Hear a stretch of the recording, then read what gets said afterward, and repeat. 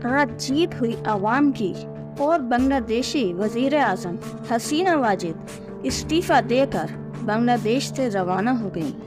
4 अगस्त को आवाम की पुलिस के हाथों 95 से जायद हलाकतों के बाद आज 5 अगस्त को आवाम का शदीद रद्द-ए-अमल आया और आखिरकार बांग्लादेशी वजीर आजम हसीना वाजिद को मजबूरन इस्तीफा देना पड़ा। जब बांग्लादेशी स्टूडेंट ने एहतजाज करना शुरू किया तो वजीर आजम हसीना वाजिद ने ताकत का मुजाहरा करते हुए निहत्थे शहरियों और स्टूडेंट पर पुलिस और कानून नाफिज करने वालों के हाथों जुल्म और बर्बरियत करवाई। इन निहत्था स्टूडेंट पर डायरेक्ट सीधी फायरिंग करवाई, डायरेक्ट गोलियां चलवाईं, जिसके नतीजे में बेशुमार स्टूडेंट की हलाकतें। कुछ अरसा पहले जब अबू सईद नामी स्टूडेंट की पुलिस के हाथों शहादत हुई थी, इस पर भी आवाम का बहुत शदीद रद्द-ए-अमल आया था और आवाम ने इस नौजवान को अपने मुल्क के हीरो के तौर पर पेश किया।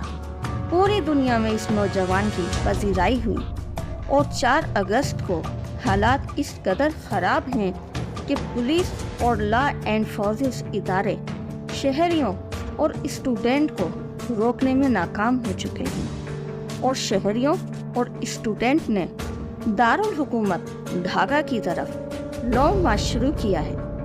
इनका एक ही मुतालबा है कि हसीना वाजिद वज़ीर आज़म के ओहदे से इस्तीफ़ा दें।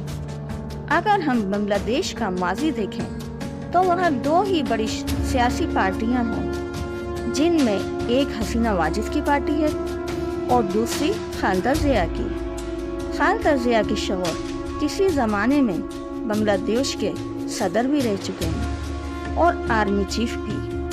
1975 में जब बांग्लादेशी फौज ने शेख मुजीबुर रहमान और इनके पूरे खानदान को कत्ल किया था, तो उस वक्त हसीना वाजिद और इनकी एक बहन जर्मनी में तालीम हासिल कर रही थी।